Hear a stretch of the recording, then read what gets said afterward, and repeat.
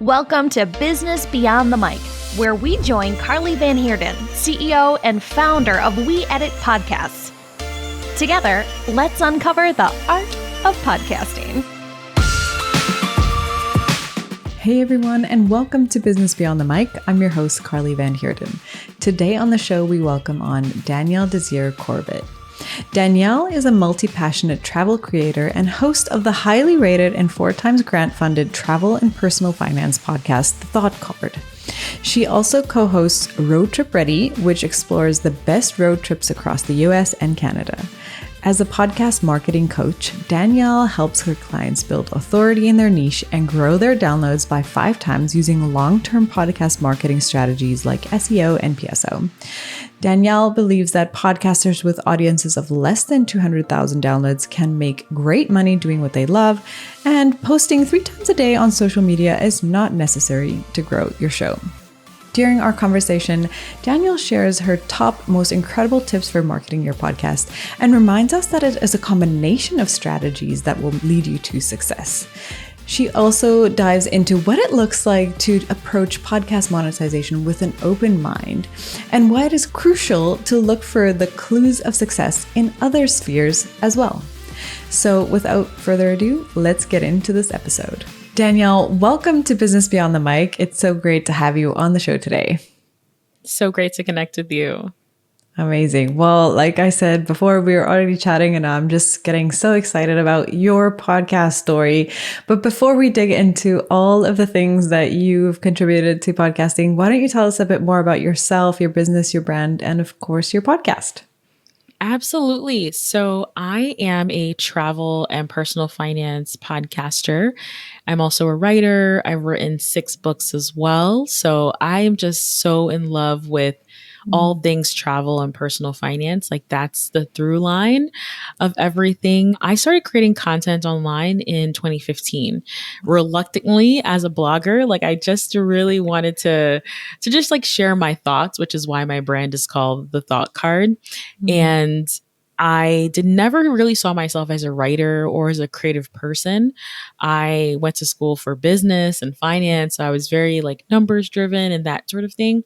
But why I share this is because sometimes we see ourselves as one way, but if we just give ourselves enough space, we can evolve into things that we never thought we could. So today I'm a full-time creator, have multiple businesses, multiple podcasts, but it didn't start that way. It just started off as a hobby, something fun to do. I didn't really even think I could write really well. So that transformation over the years has been like really, really powerful. Yeah. So I recently launched a new podcast called Road Trip Ready. Road trips are so pivotal and important. And it's also in theme with like money too. Like some people don't have a lot of money to be able to travel via plane. So offering different alternatives. So yeah, I'm really excited to be here and just dig into like all the nitty gritty details. And I'm sure we're going to go down many different avenues since I have a long career so far. Yeah. And that's the exciting thing because like you said, it evolves as you evolve. And then it's like all these new stories and avenues open up and you just are able to go down all these different roads, which is so inspiring, as you say. And yeah, but before we even dive into any of that stuff, starting 2015 and then fast forward to 2018 when you launched, how did you decide, okay, now is the time that I'm going to take this blog and turn it into a podcast? Absolutely. So I started thoughtcard.com because I really wanted to balance travel and wanting to own a home, paying off student loan debt, like just in between as a young adult, like trying to figure everything out. And I loved blogging. And at that time, between like 2015 and 2018, I was making a little bit of money with my blog. I was freelance writing as well. So opportunities were starting to flow as a result of that. However, I was also listening to podcasts and I was listening to personal finance podcasts and also travel ones, and I loved them. And then one day I said to myself, oh my God, I think I can do what she's doing. Like, I think I can do what I'm doing, but whatever she's doing on audio, I think I could give this a try. I was inspired to like take the leap and start a podcast, but I was very fearful of doing it by myself. So I actually hit up my co-host of my new show, Road Trip Ready. His name is Chris at that time. And I said, Chris, like we should launch a podcast together. And we were both excited about the idea, but we just were lollygagging and just like, not really taking action. So that show never came to be at that time. But I was so encouraged and inspired by community, by folks that really wanted to see what I was working on succeed, that I said, you know what, I'm going to really put my head down by 2018 and, apply and work on this podcast. I gave myself 2 months and I said, you know what, I'm not going to do a random podcast. I'm just going to do a podcast based off of the brand I already have. So the Thought Card blog, and now it's a podcast. And I said to myself, you know what, I'm going to read out popular blog post on the podcast on air because I was just I was terrified of the tech. I was terrified of doing it alone. So I literally read word for word of the blog post on air. And I listened to it back today and I kind of like, I don't cringe, but I also remember like what it took to get to that point to record that episode. So whatever it takes for you to do the thing, like I think just do it, right? It doesn't have to be pretty. You don't have to have it all figured out. But I've ended up like launching that show in 2018. I also want to just share that sometimes when you put yourself out there, people will tell you that they don't want what you want to have to offer. So I had polled my Instagram audience at the time and I had said, hey, I have a blog already, which you all know about. Like if I do a podcast, would you want to listen? 70% of the people who responded said no, they wouldn't listen. So I could have let that discourage me. I could have let that hold me back. But I said, you know what? I'm committing 2 months to launching this thing.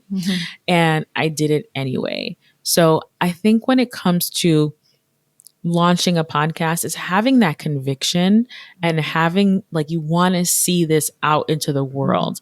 And I think one of the mistakes I thought about is like, it had to look like everyone else's show. But what I've learned over the years is that your show can be seasonal. It can be a limited series. It can be a private podcast. There's just so many ways that you can create audio content today that you don't have to feel like you have to mimic what everyone else is doing. And even if people say are not interested, if you'll create community when you put your work out there. Yeah. And it's such a great reminder that because podcasts are also, it's a creative expression of who you are as well, even though it is like, okay, it's a podcast, audio format, all those things, but you can add so many different elements to it. You can do storytelling within it. You can keep it very, like you said, read your blog post, repurpose your content. You can use it for so many different things that it doesn't have to be copy and paste of everybody else. It can be that creative expression of who you are as a blogger or a creator or an author or anything. It just comes down to who you are. So I love that reminder that it doesn't have to be like everybody else wants it. But it's interesting to think back to even what you said about your Instagram audience. And that's also a great reminder that your podcast audience might not be that Instagram audience. It can be a totally new audience who consumes content differently. And so, yeah, don't get discouraged by that pull. I mean, it's important to understand your audience, but also to know that it might be a whole different audience that you are reaching with your podcast, which is, yeah, incredible. But was there anything that you wish you had known before you launched your show, beside from the fears and the things that you look back on now, or maybe even implemented in your launch of your second show that you wish you could have told yourself? Oh, I mean, there's so many things. I think the biggest thing is I was looking for so much guidance externally, and I don't do that anymore. Like, sure, I tap in to hear what the industry is saying and to kind of stay in touch. But I found that I'm more successful when I am beating to my own drum and I'm using what feels natural to me, but also takes into account my audience. So I think the nuances of podcasting, like people are often looking for like the one thing. Like people ask me all the time, like, what's the one marketing strategy that you would recommend? And it's like, it's not one. It's like a mirage of things. Like it's a couple things, like things happening together. And I feel like I was just chasing after that one thing or that one way to grow or that one way to show up or looking for what that one expert said that I don't do right now. So I think that is very important. Like there's nothing wrong with getting guidance, but there's also, you have to filter it through your own creativity, your own morals, your own audience. Like you just have to filter it through you because everything is going to look different through you. And then I think the biggest transformations are like, I'm no longer afraid of tech. I'm no longer dependent on having someone else be with me. Like I love having a co-host actually, but like I've been doing this for years alone too. So that self-confidence, that self-assurance is great. Those are the main core principles. But although a lot has changed in audio, a lot has still stayed the same. Like, I'm still using the same like editing tools since 2018. Like a lot has stayed the same as well. So yeah, those are some of the things that come to mind. No, I love that because it's like you said, you don't need that, to seek something that you aren't. And that authenticity speaks volumes when it comes down to it. And yeah, it's just great to know that you can tell yourself it's going to be good. I'm going to learn along the way and things will be fine down the road. But yeah, honestly, to get there, you have to start. So yeah, step one, get out there. But I want to come back and circle back to what you said about this mirage of marketing tactics for your podcast. And I think it's very important because a lot of times podcasters, we create this thing and so much work goes into producing your podcast. Then we often forget about what happens once your episode is launched and published, or even just launching your show in general. So if you had to pick a little bit of that mirage to share with our listeners today, which ones would you pull out as some of the most important marketing tactics for your podcast? Yeah. So something that like really stuck with me this year is that there's a really big difference between visibility and discoverability. So let's break that down first, because depending on which one you're seeking that's going to lead you down the avenue of what marketing strategy you're going to use. So visibility is all about amplification, being seen where your people potentially can be. Discoverability is all about being found where your people are looking for content that you create or even looking for you. So what's the real difference between being seen and being found? I feel like one of the smartest and long-term ways that you can grow your show is by being discoverable. Being the answer, being the solution to someone's challenge, problem, concern, that overall is going to attract more people day in and day out. Because, for example, for me, people are looking for how to save for travel. They're looking for how to find cheap flights. No matter how visible I am in the travel industry, if I am not answering those questions to be found on searches like Google, for example, then the people who really need me are not going to find me. Yeah. So that to me it's been the through line that I've noticed over the last like four years or so. But I finally figured out like there is a distinguishment between visibility and discoverability. So I think the first stage of growing your show is being discoverable, making sure that the content that you create, and I'm talking about people who have shows that are nonfiction. So this is like, like business or tech or like travel or something that's practical, podcasting about podcasts, right? So we're looking to create content that people are looking for, they're searching for, so that we appear when those searches are being made. So that to me is a base layer. So what that looks like is understanding podcast search optimization. So Apple Podcasts, Spotify, all of these podcast players, they have their own algorithms, their own search parameters. Understanding that means a lot, because when people are searching within the podcast players, they will find you easy. Also, that means I don't have to be on social media all the time. Like I enjoy social media to have fun, not to have to promote my business and like really depend on it, because it doesn't typically work for podcasts, at least from what I've seen. So this allows me again to be the answer to someone's questions, whether it's within Google or within the podcast player. So that's like number one.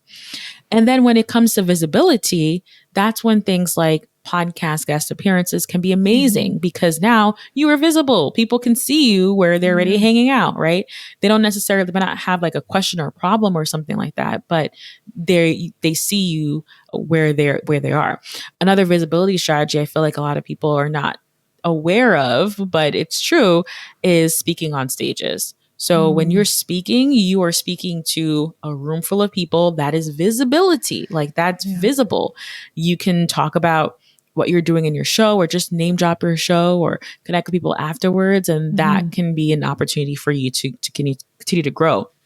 Word of mouth is another one that's like, it's hard for us to see those things happening in the background, but make sure that we're encouraging our people to like share our content. So I think it comes down to visibility and discoverability and making sure a lot of people, including me, I was focusing so much on visibility and great, but what does my content look like? And is it helpful? Is my content helpful? If it's not helpful, then are they going to stick around? When you're visible and your content is helpful, they stick around for the long term. Yeah. And I think that's what it is. It's visibility, building your brand, so to speak, and then making sure that the content also speaks for itself so that you're marrying the two, which, it's a great reminder. So thanks for sharing that. And I think when people are doing these types of, building their foundation, getting their podcast out there, making sure they're both discoverable and visible, what kind of metrics would you say should they look at to see if what they're doing actually is working? Yeah. So I think a lot of us are focusing strictly on the downloads. And I feel like the downloads could be very misleading because what about the business that's coming in? That's people are telling you like, hey, I heard your podcast and that actually led me to book a discovery call with you or do buy your products or services, right? Like if your business is tied to your show, then dollars coming in is important. Discovery calls coming in is truly important. Your overall growth of your like email list or your social platforms could be another growth metric. One of the metrics I love telling my clients is, hey, how many people reached out to you this month to be a guest on your show or to have you be on their show? Because that means that you're visible. Like you're super visible. People know like, hey, Danielle is known for this and that. So I want to reach out to her or, to have her on my show or to vice versa. So there are just so many things that we have to really look inside of us and say like, how do I define success? Downloads really matters if you're looking for like sponsors, for example, because that's a language that they speak. But if sponsors aren't really your top priority, is there a big difference between 100,000 and 200,000 downloads? Speaking from experience, not much, but what has changed is my profile. People know me more. People want me to collaborate with me more. Like these are real things that has resulted from my podcast growth. And I feel like those are we should be focusing on because the numbers, they could be fleeting or misleading. Yeah. And that's the thing too, if we pivot now towards sponsors, if monetization is something that you're looking for, you understanding your metrics and how things have grown or, the uptrends or whatever is also going to be a toolkit that you use. But what other tips would you have for people who are just starting out on their monetization journey and how should they approach sponsors or even just finding other avenues of monetization? Yeah. So I think what's the beautiful part about being a creator, even beyond the podcasting, is that we have so many income streams available to us. So I would make a list of all the potential income streams that you've seen in the wild, but also that maybe you heard of as well, or that interest you, and make a list from priority, like high priority, low priority, and start exploring each one. So some of them could look like I'm really big into like paid newsletters right now over the last couple of years. So I love that. Sure, I'm creating content, but there is a paywall. So if you want to support me and see the rest of this content, then you will part ways with X amount of money per month, for example. So paid newsletters are a really awesome one. Digital products, very popular, but they're popular for a reason. So this could look like spreadsheets, checklists, planners. Like I do an annual planner every year for podcasters. And I've been doing that for like 4 years. And it works well because everyone is looking still for tools and resources to make their lives easier. Yes. You could write ebooks. You could write actual books, like real books too. So those are also digital products. Events. If you are in the, like, if you love doing events, that may be something that you may want to bring people together virtually or in person. That can be an income stream. You can turn your skills into services. So I became a podcast marketing coach because I loved marketing and I loved podcasting. So I turned my own, like, I used myself as my own client first, and then I turned around and provided a service over the years. Now I have this book of business now, for example. So there's just so many things that you could use your skills. Your skills to help others. You could also create things too to help your community as well. So I feel like sponsorships, I love sponsorships. It's literally makes up like 40% of my income as a creator. So it's a sizable part of what I do. However, there are some cons about it. Like they're looking at your numbers. So your numbers matter, but also there's give and take. Like as a sponsor, they're a real client of yours.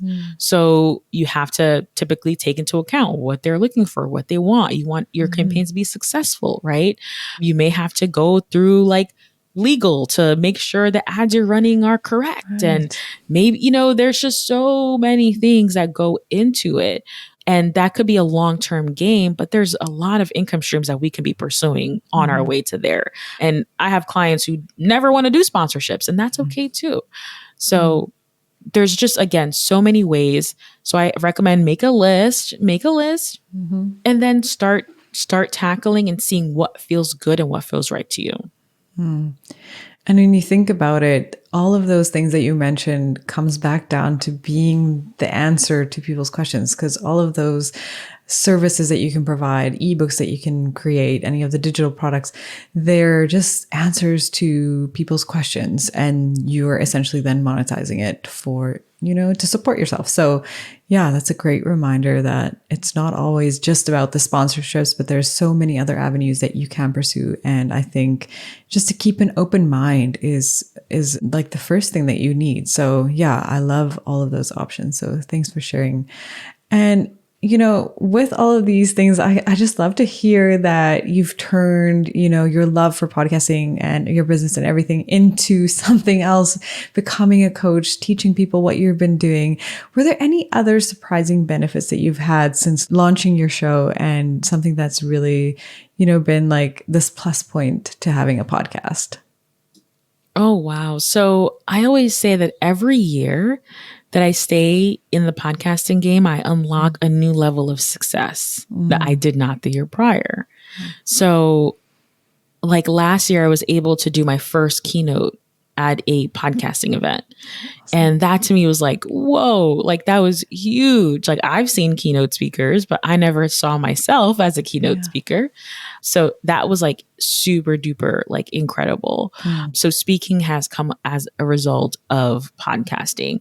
Even like having the courage, like to write the 6 books I've written so far really came as a result of like me being confident in my own voice and wanting to share from start to finish, like how I do something. And a lot of the content that I've created from my books came from little episodes I created. Like the podcast gives me like this petri dish to like experiment and figure it out. And then I can now put it into, let's say, a workshop or course or a book, for example. So lots of benefits from a creativity standpoint and using the podcast to launch pad other things. I've met so many incredible people. A lot of times when I go to industry events now, like I know a lot of people from my show, from the community, the podcasting community at large. So I feel so much less alone in my podcasting journey, even if like I do feel alone in my day to day, like, obviously, but like outside of that, I have a very rich network as a result. It's just been, I really do feel like the reason why I've been able to go full time as a creator is in part because of my offering as a podcast. I don't feel like, I'm not sure if I could have done it as quickly if I was doing the other things I was doing before.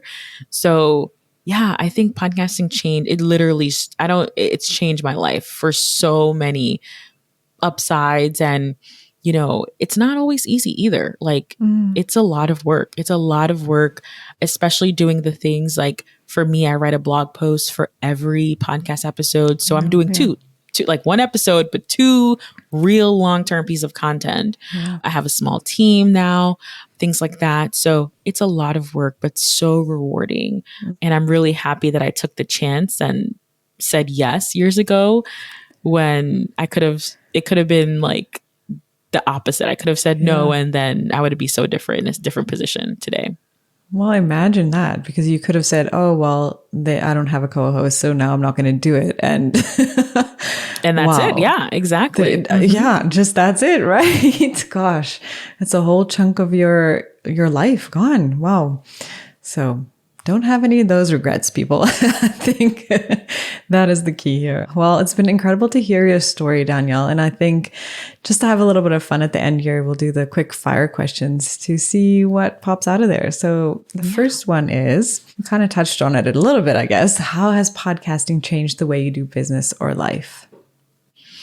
Yeah, so I feel like I'm definitely way more collaborative these days. And also, I think podcasting has helped me realize that like your sponsors are also your clients. Like you actually have three clients, like yourself, your audience, and your brand partners and your sponsors. So I've learned how to approach sponsors as clients and how to not only get them to work with me one time, but like again and again and again. So those are some of the things I think that's been really profound. And I wouldn't have known it if I didn't explore this option. Yeah. Now, what is a non-negotiable investment for your podcast? At this point, I feel like my podcast editor is a non-negotiable, like for my flagship show, The Doc Card. Like, not only does he save me time on the actual nitty-gritty details of editing, but he's improved the quality of my show. And especially the last 2 years, I've been dabbling into storytelling. Again, another thing that I never thought I would be doing, but now I'm a storyteller or a storyteller in training. And I could show him the vision and he executes it flawlessly. So not only, again, it saves you time, but also it can help you up level the skill set of your show and tap into things that you may not have been able to do so quickly. So I think editors are a non-negotiable, but I also have this belief that I believe that the project that I'm creating should pay for itself. So for my other show, Road Trip Ready, we just launched in January of 2024. So we are 5 months in and we are still growing. So I'm boots in the ground and I'm still editing and all of that myself until it gets to the point where it can sustain itself. And that's a personal choice that I've made. But I know that when we are at the point to get the editor, I will do it because of the value that they bring to every production. Yeah, absolutely. I 100% agree. So what is the biggest lesson that you've learned as a podcaster? I think the biggest lesson has been to trust myself, to believe that everything in a way is figure outable in a way. And a lot of the answers sometimes is outside of the podcasting industry. I'm always looking at, what are authors doing? What are YouTubers doing? What are speakers doing? Because sometimes those success leaves clues, as they say, right? So I love to see what success looks like for other spheres and see how I can bring that over to my creation business. And I have to trust myself. Like I have to also like implement and also know that, hey, this is not a good fit. So I'm not going to implement too. So definitely that filter, that self filter is so important to flex that muscle. Wow. Yeah. Success leaves clues. I love that. Yeah. Now, if money or time were not a factor, what will be next for your podcasts? Oh my goodness. If money wasn't a factor, I feel like I would probably do recordings in a real professional studio. Like I just love the look of having your guests like fly in to your city and be able to like record live on location in an amazing studio. Like that would be so amazing. And then also like when I am traveling, to have like a legit crew with me so that we can do all the pieces like while we're on that trip to really create that like fully immersive experience for my listeners.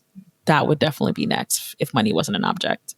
Wow. Yeah, I can imagine it. And I mean, it goes hand in hand with traveling. It'll be absolutely perfect. The traveling podcast. Oh, amazing. Well, Danielle, thank you so much for sharing so much wisdom and just like all of these incredible things that you've learned across your podcasting journey. And I know listeners are going to be thrilled to hear more about how those things work hand in hand, how to be open-minded about everything. And yeah, thank you so much for being on the show today.